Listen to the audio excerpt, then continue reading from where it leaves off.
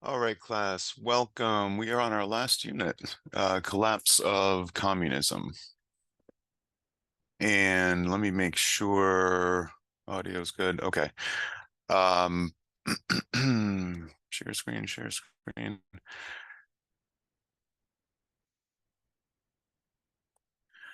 So let's get into it. There's a lot of things that'll come up in this course that'll kind of wrap up um, several issues that we've been talking about throughout this whole semester. In the 1980s, mid to late 1980s, the Cold War ends more quickly than anyone predicted.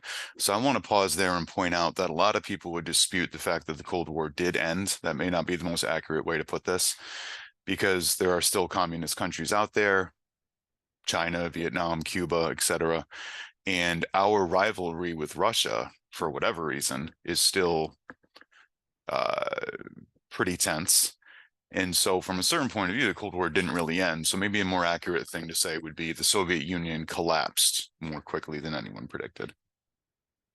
President Reagan at the time, his goal was to basically start an arms race, start a big military buildup that, in his calculation, we could afford and the Soviet Union couldn't. And he attempted basically to destroy their economy by provoking them into spending money they didn't have, essentially. And to a large degree, that was successful. The leader of the Soviet Union during this period, pictured here on the right, is Mikhail Gorbachev. He proposed certain reforms to try to stabilize his country and keep it together, and that failed. And he ended up presiding over the end of the Soviet Union after about 75 years. Here are some things that Gorbachev proposed doing to reform the Soviet Union, because he understood that the Soviet Union was in trouble. Regardless of what the Americans were doing, he understood the system was corrupt and ineffective, and he wanted to make some reforms to save his country. First thing he proposed, perestroika, easing government control over the economy, allowing some capitalism, allowing private property in certain circumstances, ending the collectivization of agriculture, allowing for some profit motive, some capitalist practices.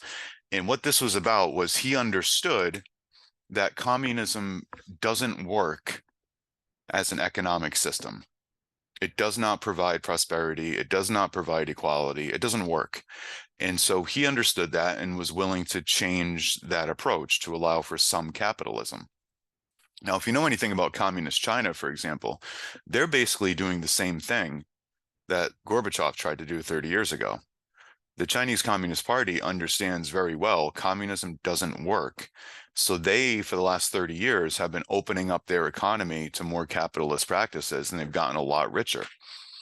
So Gorbachev tried that. That might have worked. But here's what blew up in his face is the number 2 and 3. Glasnost, ending censorship and government control of the media. Communist China, by comparison, has not done that. You probably know. This really undermined the Soviet Union when Gorbachev did this. So think about this.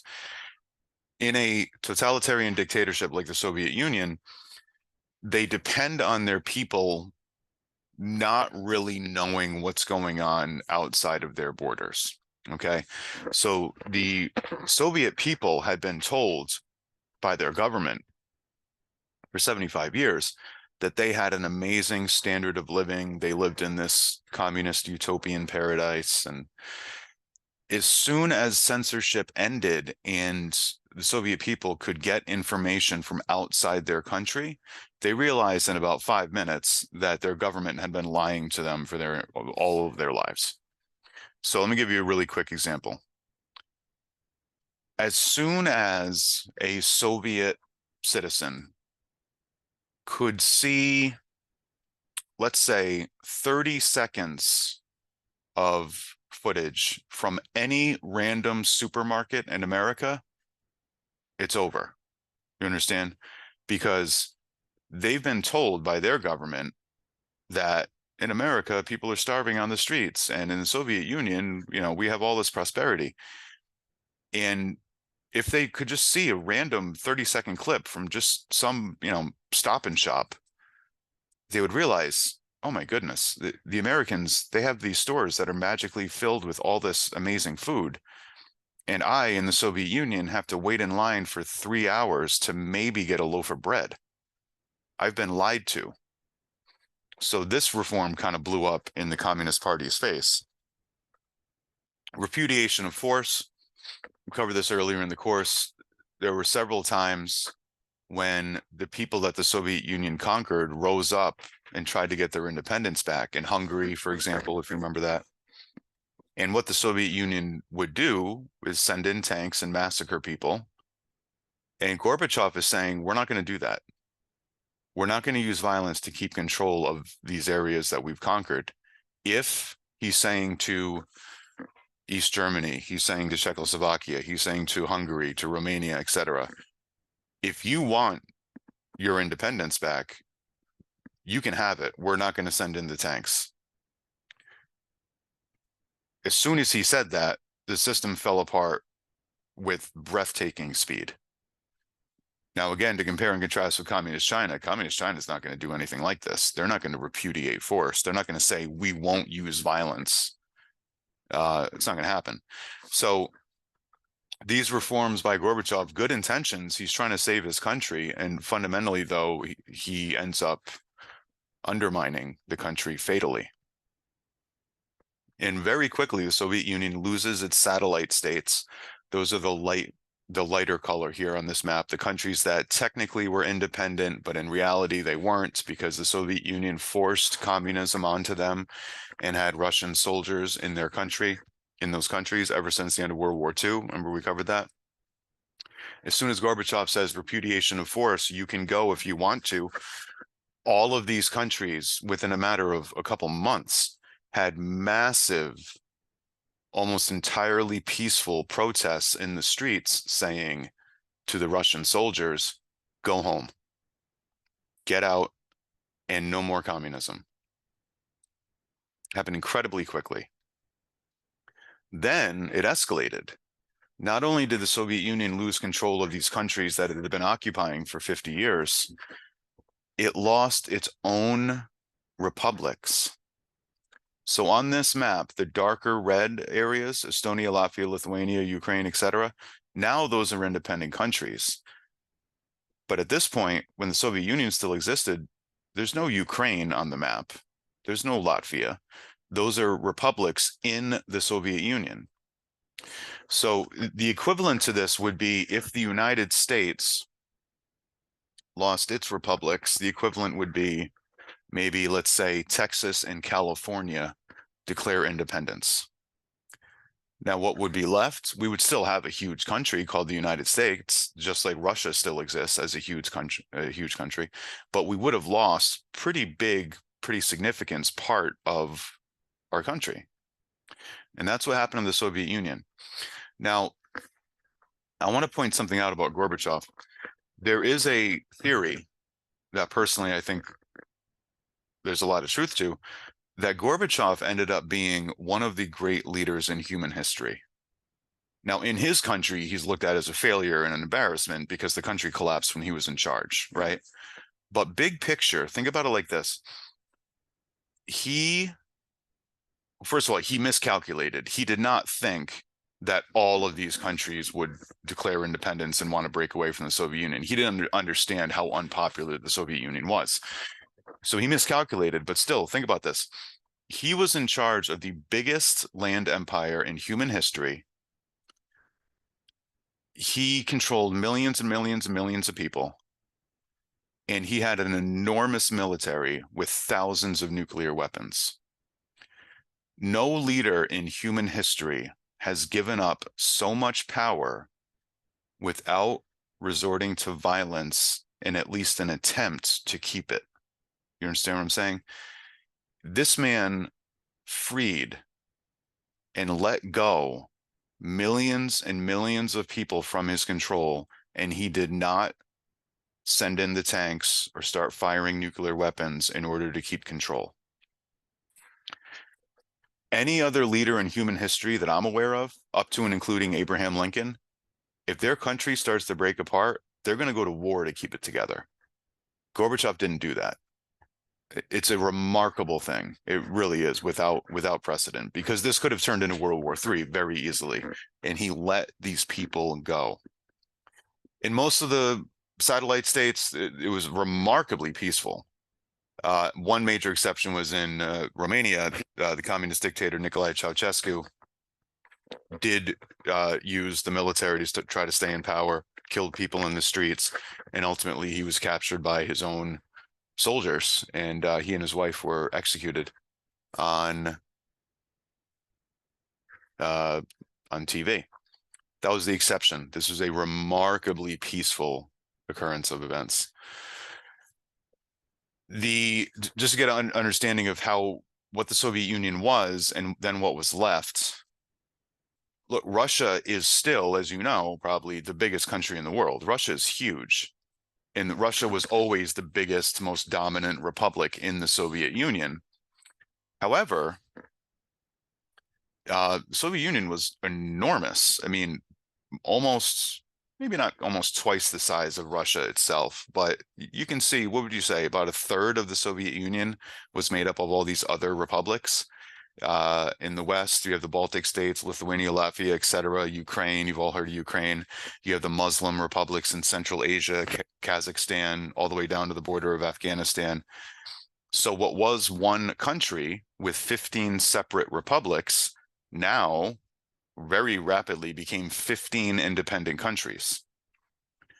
And again, what remains in the core of Russia, Russia's still huge, but it lost millions of people, millions of square miles of territory, access to shipping lanes, all kinds of stuff, right? The country collapsed and fragmented into 15 separate countries, which nobody saw coming. Happened incredibly quickly. But so communism collapsed in the Soviet Union and in Europe, but not worldwide. So to this day, you have Cuba, China, North Korea, Vietnam as maintaining communist systems. So it's a little oversimplified to say the Cold War is over. Maybe in Europe, you might argue it's over. Now, in the aftermath, we covered briefly earlier on, there's these two alliances. There's the Warsaw Pact, which was the communist countries allying with each other. And then there's NATO, which is the capitalist countries. And if you remember, the idea was an attack on one is an attack on all. The Warsaw Pact goes away because that was an artificial fake alliance anyway. It was made up of countries that didn't even want to be in it. But NATO didn't disband, and a lot of people thought it would. The whole point of NATO was to prevent the Soviet Union from invading other countries in Europe. And now the Soviet Union doesn't exist, so why do we need NATO?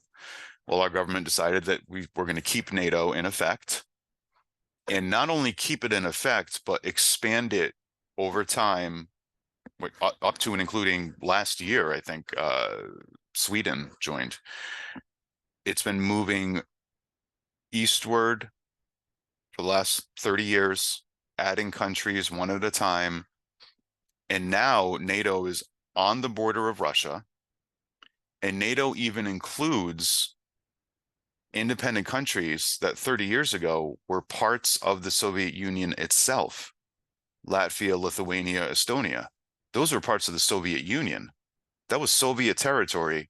Now they're NATO countries. So from the Russian perspective, we've covered in this course that Russia several times has been invaded from their west at great cost of tens of millions of lives. The Russian perspective is NATO is a hostile military alliance, which it is to Russia. And this military alliance, our enemy, is creeping closer and closer and closer to our borders. And that is objectively true. Now, if you want to understand why Putin invaded Ukraine a couple years ago, well, one reason is that Kamala Harris, when she was vice president, went to Ukraine and said publicly that Ukraine would join NATO. And within a matter of weeks, Russia invaded Ukraine.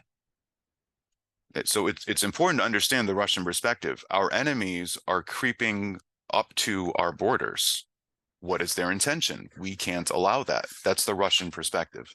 So this tension, technically the Soviet Union doesn't exist anymore, but the tension between Russia and NATO is still very much at issue.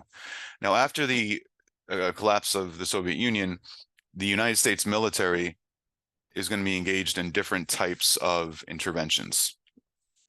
No, they're no longer fixated on communism. And if you remember domino theory, Truman Doctrine, keeping communism from spreading, that's not really relevant anymore. So they're aimed at preventing, we'll go through examples of this, failed states, that's essentially countries with no government, genocide, and terrorism. In terms of the definition of genocide, I just want to point this out really quick. It's a little broader than you might think. So it has to do, as you know, I think, with targeting a specific group of people, a national, ethnic, racial, or religious group, by doing what? Well, killing members of the group, obviously. But if you look at, we don't need to look at all these, but look at B, causing serious bodily or mental harm to members of the group. I don't know what you think about that. Causing mental harm, that's very subjective, right? Causing mental harm to members of a group, what does that even mean? That's very subjective and therefore harder to identify objectively. Killing members of the group, well, you know that when you see it, right? When you're herding people into gas chambers, we all know that's genocide. Causing mental harm, though, that gets very subjective. So I don't know if you think that's useful to have that vague of a definition, but this is technically the definition that the United Nations uses. The American people, some of them, expected a peace dividend, a payoff for the end of the Cold War. The theory was, hey, we won, the Soviet Union collapsed, now we don't need to spend so much money preparing for war with the Soviet Union because they don't exist. And you can see in the mid to late 90s, there was briefly some decrease in military spending, not huge, but it did go down 15% maybe. But then after the 9/11 attacks, it started, ticking way back up again, and that trend has continued. So the collapse of the Soviet Union didn't radically decrease the amount of money the United States was spending on the military. It did actually free up the United States to intervene in more places because the Soviet Union was no longer around. And the terms that were used to describe the United States during this period, hyperpower, unipolar worlds, there was no longer two competing camps, it was just the United States. Pax Americana, that's a play on the term Pax Romana, which referred to the Roman Empire 2,000 years ago. And one of the first interventions the United States made, this goes back to issues that we talked about earlier in the course. Saddam Hussein, the dictator of Iraq, invaded Kuwait. What he was saying he was doing was, just like ISIS, and we talked about this earlier, artificial borders. Kuwait was an artificial country created by the British in the 1960s. Saddam Hussein called that out. He said, this is an artificial border. I'm erasing that border, similar to what ISIS was doing. We covered that earlier. We covered the idea of pan-Arabism earlier as well. The United States intervenes and reverses this invasion and restores Kuwait to being an independent country. And Iraq suffered unimaginable damage on a human level and on a physical infrastructure level, or was bombed into the Stone Age. One of the concerns of the United States and its allies was Saddam Hussein is a murderous dictator who, if he keeps Kuwait, has a significant percentage of the world oil market at his disposal, and we weren't going to allow that to stand. Another intervention from the early 90s that goes to the failed state issue.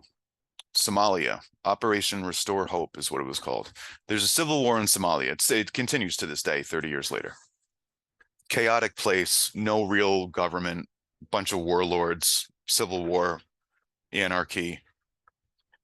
It's a humanitarian crisis. The United States intervenes, and the intention was to protect civilians who were in need of food and medicine and make sure that the different warring tribes weren't stealing food from innocent civilians.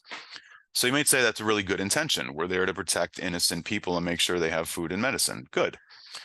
But then the issue of mission creeps comes in. I think we've talked about this earlier, and that's when you start with a specific goal But then you get there and you realize it's a little more complicated, and your goal starts expanding and growing and mutating, and all of a sudden you're there for some totally different reason from the original rationale for being there.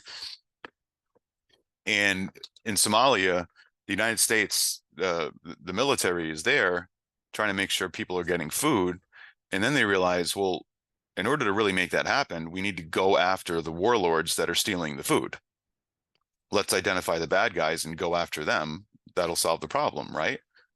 Well, maybe. But now basically we're intervening in a civil war, and whoever side we're intervening, whoever we're intervening against, obviously is going to now look at us as the enemy. So that leads to what's called the Black Hawk Down incident. Black Hawk is a type of helicopter.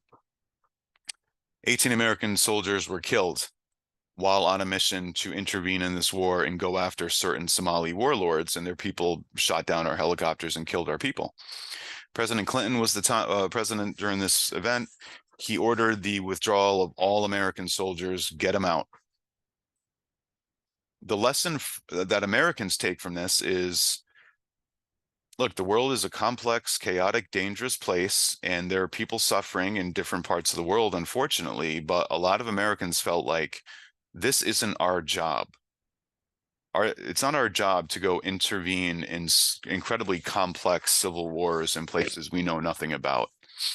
And this is an example of what could happen. We lost our people for no understandable reason. Stay out of this stuff. We don't want to be involved in this type of stuff. So that might make sense to you. That might be an understandable reaction. The lesson taken by America's enemies who witnessed this, however, is also important for you to consider. The lesson that, for example, Osama bin Laden took from this, he was actually in Somalia when this happened. He witnessed what happened here. Osama bin Laden said, hey, the Americans are weak. They're soft. They lost 18 people and they pulled out of the entire country and went home. And from bin Laden's perspective, he's like, really? 18 people? That's all it takes to drive the Americans out of your country? They're soft. They're weak. That's the lesson he took. And he felt like he could attack the United States and get away with it. And ultimately he did. So that's something you have to consider too, right? What should we be involved in things like this? But if something goes bad and we retreat, are our enemies going to say the Americans are weak, let's go attack them? Because that could be a danger as well. Was the US correct to intervene? That's for you to assess. And things like this in general, there's always going to be humanitarian crises. Is it our job to intervene? If we do and our people get killed, what should we do? Should we retreat, or should we intervene more aggressively? And what dangers could arise if we do retreat from countries like this and let them fall into total chaos? Well, countries like Somalia with no government, that's where terrorist groups go to set up shop. And that could be a danger as well. A year after that, also in Africa, the genocide in Rwanda. We covered earlier in the course that all of Africa had been conquered by the Europeans. Rwanda was a very small country in Central Africa that had been conquered by Belgium. We also covered divide and conquer. The Belgians put the minority group in charge, said to the minority group, we'll put you in charge. Your kids will go to the best schools. You'll have the best jobs. And in return, you control the majority for us. So that should sound hopefully familiar to you. Why did Europeans favor minority groups? Just divide and conquer. But then after independence, why did the Hutus hate the Tutsis? Well, the Hutu were the majority. They were oppressed by the empire, and the empire used the Tutsis to do their dirty work, to keep the Hutu under control.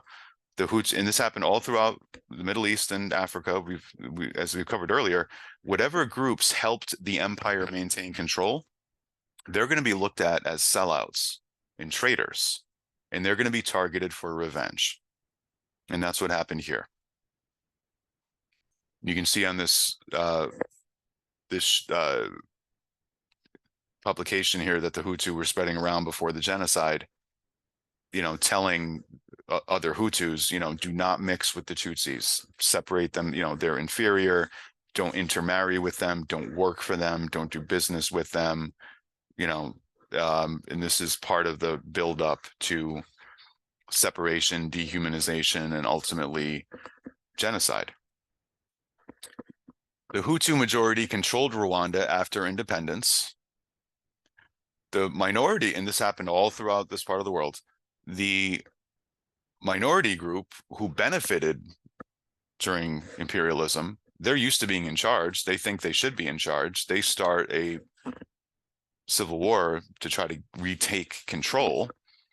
So there's a civil war in Rwanda based on, again, tensions that were not created, but really escalated intentionally by the Europeans during imperialism. So another reminder that even though imperialism is technically over, it's really not. The after effects of it are still very much real. UN peacekeepers were sent to Rwanda, but were not allowed to use force. Classic UN. We're going to write a strongly worded letter and we're going to send peacekeepers, but we're going to say publicly they're not allowed to shoot anybody. So, okay, congratulations. That's totally useless. In 1994, this is what triggered the genocide. The Hutu president, so he's a member of the majority group, was assassinated. His plane was shot down. Who would have had a motive to do this? So there's two answers. One of them is obvious. The Tutsi. There's a civil war, Hutu versus Tutsi. So if the president gets assassinated, it seems like common sense that it would be the enemy group, right? And it could have been, we don't know. Who else would have had a motive? The Hutu.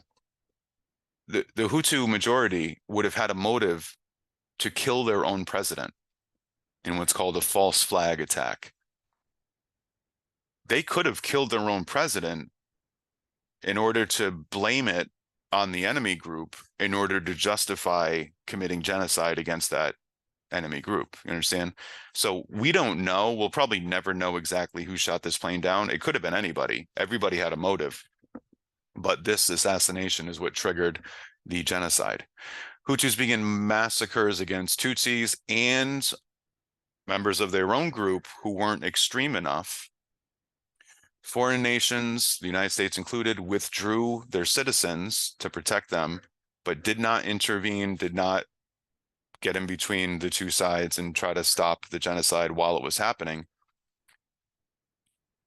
How did the experience in Somalia 1 year earlier affect this decision by the Americans to not intervene? Well, think about this.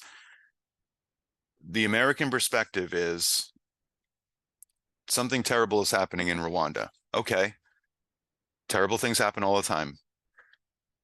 Should we do something about it? Well, a year ago, this is the American perspective. A year ago, we intervened in a humanitarian crisis. Something else bad was happening in another country in Africa about which we didn't know very much. And we thought we had good motives, and we went in there to try to help people, and a bunch of our people got killed. You understand? So a lot of Americans were like, nope, we've seen this movie before. We're not getting involved in this. It's sad, but not our job. If we send our people in, we don't know what we're doing. We don't know who's who. We're going to lose our people. Not worth it. Not our problem. Should the United States have intervened? Again, subjective, up to you. What do we know now? The number of Tutsi victims was exaggerated. Hundreds of thousands of people were killed. The majority of them were actual Hutu. So look, this is a horrific event. Here is some silver lining. The majority of people were killed. The majority of people that were killed were of the same tribe as the killers. And what does that indicate? That indicates that there were significant numbers of Hutus who were defending the Tutsis. You understand? That's why they were killed. If they were saying to other Hutus, hey, you can't murder these people. They didn't do anything. These are our friends. These are our neighbors. There was a lot of intermarriage. There were, mixed families. The fact that so many Hutus were killed is because a lot of them gave their lives in defense of the Tutsis. You understand? This would be, imagine if during the Holocaust of the Jews, imagine if the Nazis killed 6 million Jews and also killed 10 million Germans for trying to protect the Jews. That didn't happen in the Holocaust.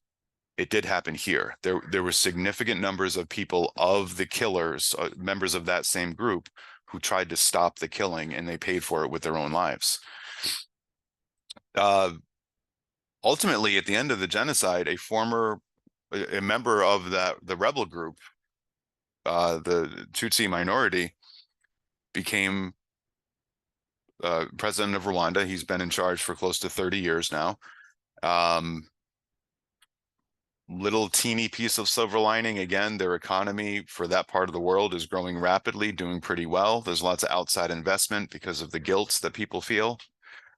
And they have been trying in Rwanda for 30 years to really stress, we're not talking about tribal identity. We're not talking Hutu, Tutsi. We need to move on beyond that. We're all Rwandan. That's what they're stressing. The question is, in the hearts of the people, have they let go of that tribal conflict, or is it still there waiting to emerge again?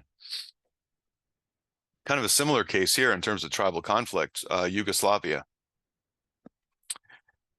The southern Slavia, land of the Slavs, held together by communist dictator Joseph Tito during the Cold War. There's all kinds of different nationalism and tribal identities within Yugoslavia. This is a great quote by Tito pointing out how insanely complex his country is. It's a very artificial country. 2 alphabets. Let's just pause right there. Like, that's nuts. You have one country and they have 2 alphabets. Some of them use the Roman, standard alphabet like we use, and some of them use the Russian Cyrillic alphabet. 5 nationalities, 6 republics, 7 bordering countries, 8 ethnic. I mean, it's all over the place. Okay, no common identity in that country. The only thing that held it together was the communist dictatorship. After communism collapsed, Yugoslavia began to break apart along ethnic and religious lines. So Tito had been stressing for 25 years, we're not talking about tribal identity, what makes us different. We're all Yugoslavians. We're all Yugoslavians. We're all Yugoslavians. Just like in Rwanda right now, they're saying we're all Rwandan. Great. What happens when the dictator died and could no longer hold the country together through force? It became very clear that people had never given up their tribal affiliations, and they immediately started separating from each other, and the country broke apart. One of the driving forces was Serbian nationalism. Serbia was part of Yugoslavia, and if you remember a few units ago, World War I was triggered because of Serbian nationalism. That young man assassinated Franz Ferdinand. So Serbian nationalism kind of randomly popped up again 75 years after that. During the Cold War, the communist dictators, suppressed nationalism. After the communist dictatorships are gone, nationalism comes back. It had never really gone away. It was just suppressed. What was one country, Yugoslavia, breaks apart into 7 countries, and it's probably still not done breaking apart. We talked about nationalism earlier. We don't need to review that. But again, the question is, do you want one big diverse country, or do you want a bunch of teeny countries based on nationalism? And, there are pros and cons to either. So that's subjective. Is this a good thing or a bad thing? Those 8 tiny countries now are very fragile, very unstable, very poor, very chaotic compared to what it used to be when it was all one country. But now all the different nationalities have their own little corner of the world. What do they say here? 5. So Tito said there were 5 nationalities. This country's so complex. There were 5 nationalities, but somehow now it's 7 countries. So good luck figuring that out. The Serbian leader, Milosevic, he was a Serbian nationalist, and he wanted to create a new Serbia as this country is breaking apart. He's like, all right, well, all the Serbs need to protect their corner of the country. and he wanted ethnic cleansing of anyone who was not Serbian, and specifically anyone who was not Orthodox Christian, especially Muslims, right? So a lot of Muslims were targeted for ethnic cleansing and or outright genocide. The United States did intervene in these events in 1995. As the country is breaking apart into the pieces you see here, there's ethnic cleansing, there are massacres of Muslims by the Serbians. Milosevic ultimately was arrested and charged with genocide, and he was put on trial in an international court. He died before he could be convicted. Now, this raises a question: why did the United States intervene in Serbia, but not in Rwanda, or they intervened in Yugoslavia as it's breaking apart to try to stop a genocide? But the United States did not intervene to stop a genocide in Rwanda just 1 year earlier. Now, it depends on your perspective. The cynical perspective is the United States did not intervene in Rwanda because it didn't care as much about Africans compared to Europeans. Another more charitable explanation would be Americans felt guilt about not intervening in Rwanda. And when another genocide started up a year later somewhere else, Americans said, hey, we really should have intervened in Rwanda to stop that genocide. We didn't do it. We feel guilty. Now there's another genocide starting.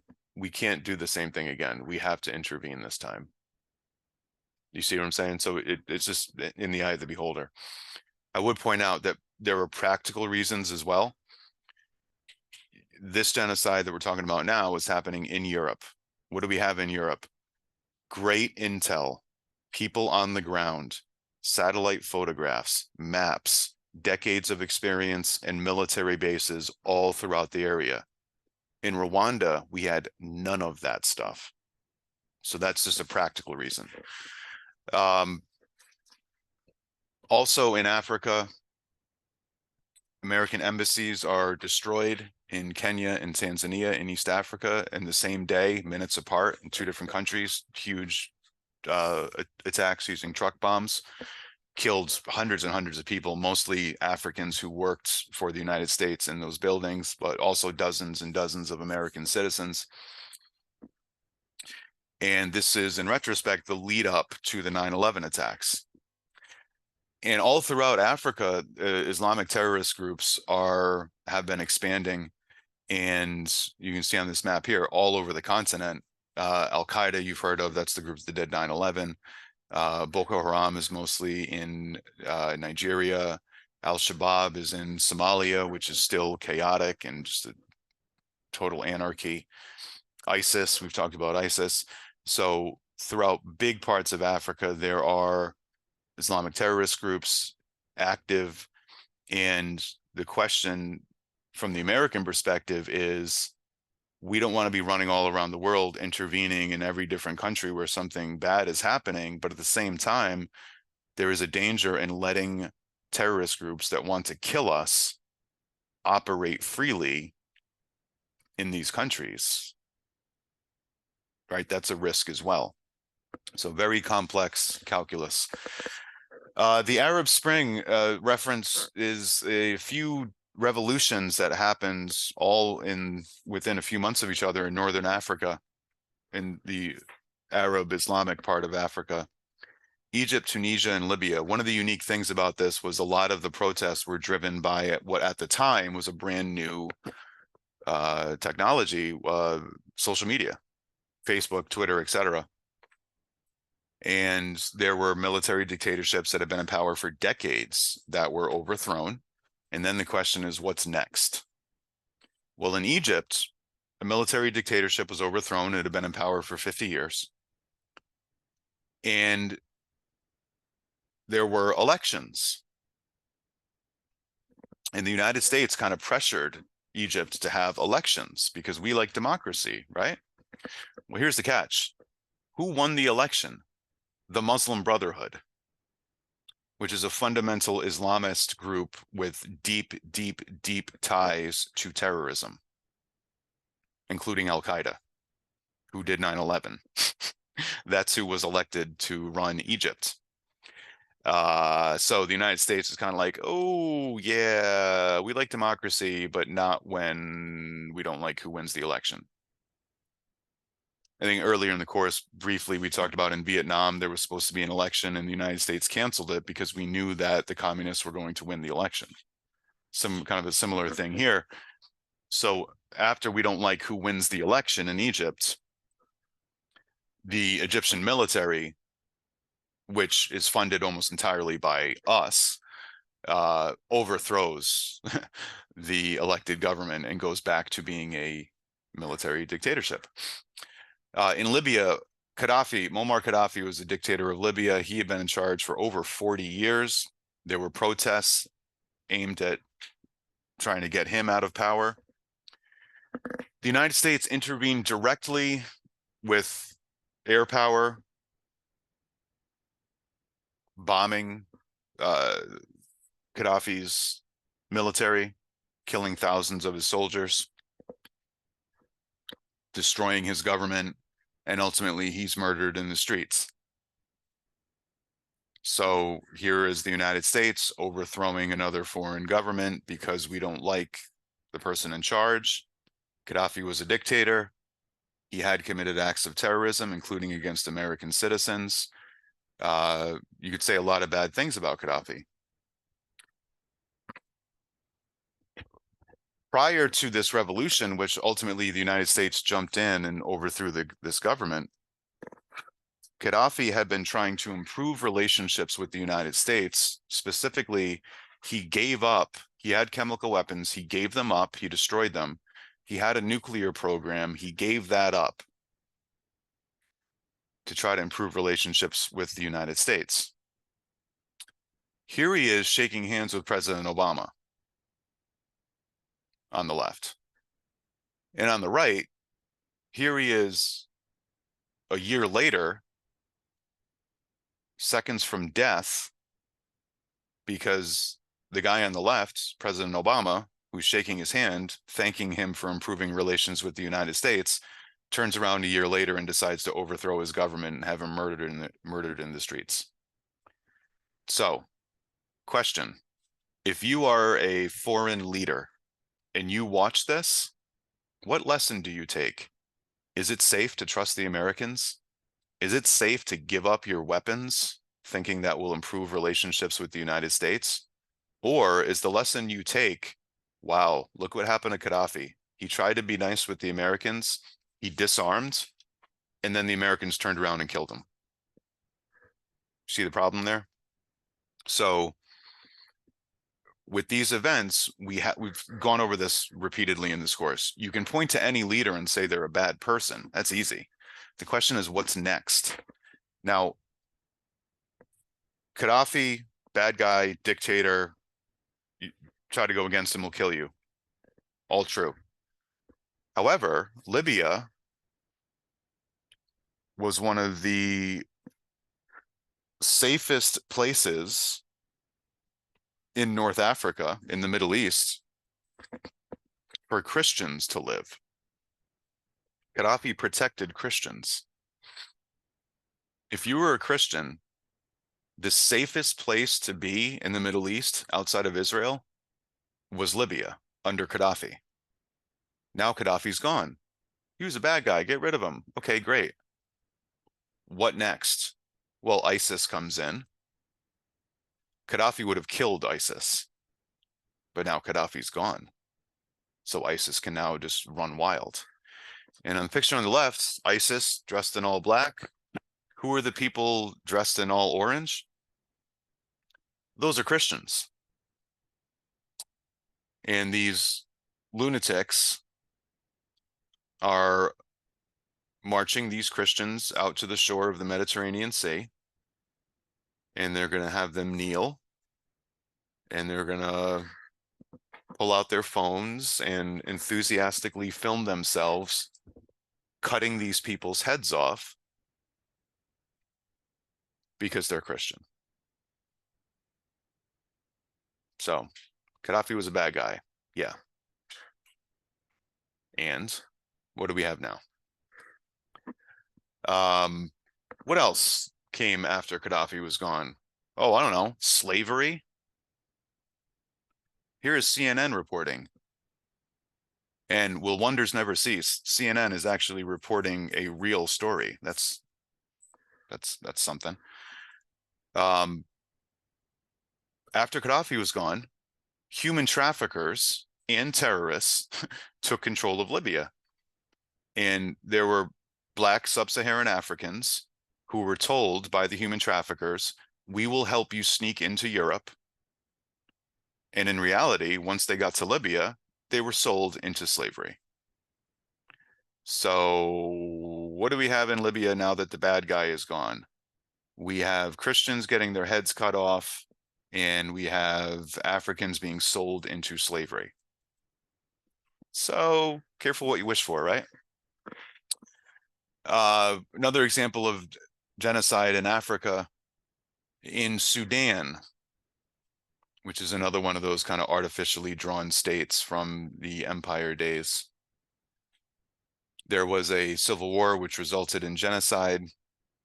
The northern part of the country, it's like a microcosm of Africa as a whole, Sudan is, in the sense that the northern part is Arab Muslim and the southern part is Black Christian. And the Arab Muslims were committing genocide against the Christians in Sudan. So the solution after years of this was that the world got together and created a new country, South Sudan, which is in green on this map. And that was separated for the Black Christian population to protect them from the Arab Muslims who were slaughtering them. And then, just to prove that we can't have anything nice and nothing is simple, 2 years after South Sudan became a country, a civil war started within South Sudan itself. So very chaotic part of the world. Last thing we'll talk about in terms of leading into the 21st century was something you're probably aware of, which is the surging influence of China throughout the world, Latin America, Africa, elsewhere. Huge Chinese investments in Africa. And unlike Western investments, let's say from the United States, the Chinese, they don't attach strings, conditions in terms of human rights and internal domestic African affairs. This is why China is popular, okay? China doesn't judge. China just wants to do business. And so, for example, if China is going to invest in Africa, it's a business deal. What are the terms? What are the rates? What's the payoff look like? What's the profit sharing look like? It's business. By contrast, when the Americans, for example, want to do business in a country in Africa, for example, our government is not just going to say, what are the terms of the contract in a business sense, the way the Chinese do. Our government does extra things. Our government will say, all right, we'll do business, but you need to, African country, you need to have elections that we monitor. You need to allow abortion. You need to allow gay marriage, right? We'll do things like that. And other countries, other cultures, they resent that. They don't want to be told what to do. They don't want to be told to change their culture. They want to do business. And China is strictly business. China doesn't care what the internal rules are. Like China doesn't care if, Nigeria allows gay marriage. They couldn't possibly care less. They just want to do business. And so I think you probably understand on the gut level, whatever you think about the specific issues, people don't like being lectured to and told to change their behavior. They just want to do business. And that's one reason why China is increasingly popular in this part of the world in terms of doing business. There's no moral judgment. It's just business. All right, so is that it? Yeah, that's it.